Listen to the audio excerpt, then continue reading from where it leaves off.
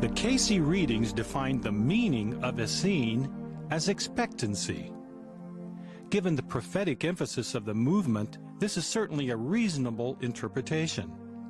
Another extremely common word found in Casey's readings that discuss the Essenes is preparation. This is a natural outgrowth of expectancy that suggests a profound understanding of the nature of prophecy. The way in which the Messiah was to manifest and the degree of success in his mission was contingent upon their activity. Thus the need for preparation in very specific ways to ensure that the prophecy would be fulfilled as given. Since the Messiah was to be born of a virgin, it was essential to provide a suitable vessel for the incarnation. Taking no chances, the Essenes at Mount Carmel were not content to prepare a single maiden for the honor. Instead, 12 maidens were selected as candidates, each representing one of the 12 tribes of Israel. The girls were the best of the best in every way, physical, mental, and spiritual. In this secluded school, they were trained, directed, and protected. At the age of 4, Mary, daughter of Anne, was one of 12 maidens dedicated as a candidate. Between 12 and 13 years of age, Mary was selected from among the 12 maidens as the mother of the future Messiah. The selection event in itself is noteworthy. As the sun rose, the 12 maidens were ascending the temple steps to the altar for morning prayer and burning of incense. Mary was leading the way when, upon reaching the top step, there was thunder and lightning. An angel took Mary by the hand and led her to the altar. With this dramatic event, the fulfillment of the prophecies of old moved one step closer to realization.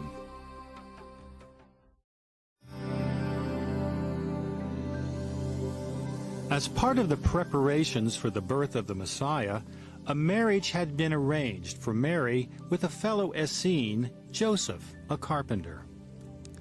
During those times, marriages were typically arranged by the parents of the contracting parties. In this instance, the arrangement involved the input from the leaders of the Essene community. Essentially, Joseph was appointed to be the husband of Mary, which met the needs of all parties concerned. Joseph was 36, and Mary was 16 at the time of the ceremony.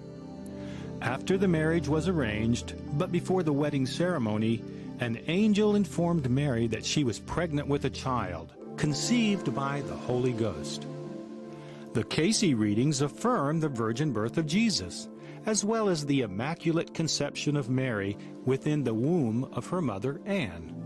Casey observed that the idea of immaculate conception and virgin birth is a stumbling stone to many worldly wise. On several occasions, Casey was asked directly about the process of immaculate conception and virgin birth. His replies focused on the need for the spiritual purity and attunement of the mother.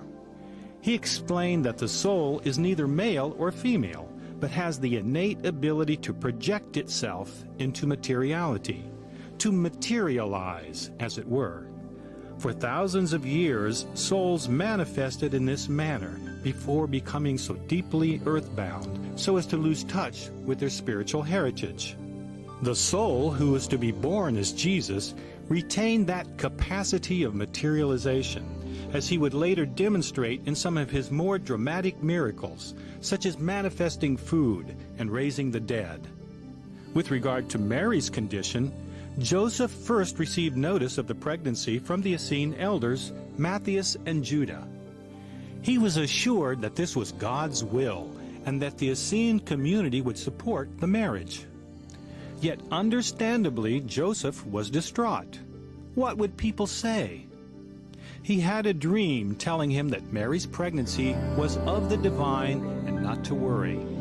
Still, he was upset. Then, in a vision accompanied with odors and lights, a voice confirmed that Mary was righteous and that he should go through with the marriage and raise the child as his own. Finally, Joseph was convinced, and his mind was at ease. During her pregnancy, Mary spent most of the time in the hills of Judea with her cousin Elizabeth. She was present with Joseph in Nazareth at times, and it was from Nazareth that the couple traveled to Bethlehem to register for Roman taxation.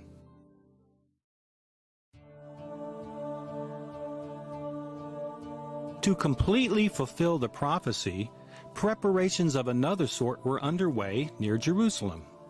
A forerunner or wayshower was to be born to prepare the way of the Lord. John, who would later become known as the Baptist, was to be born to a cousin of Mary named Elizabeth. Elizabeth was a devout Essene Jew, married to Zacharias, an Orthodox priest at the Jewish temple in Jerusalem. Casey notes that due to the persecution of Essenes by the Orthodox Jews, Zacharias kept Elizabeth in the hills away from Jerusalem for her safety.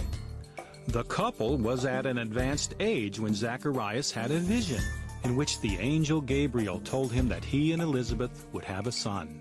His disbelief resulted in his being struck dumb. He could not utter a word until the birth of his son.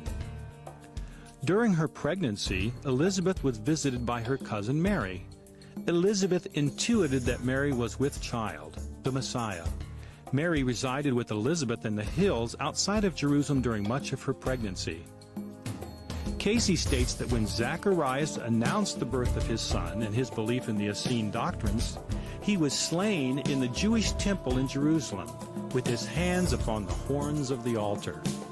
Casey referred to Zacharias as the first of the martyrs.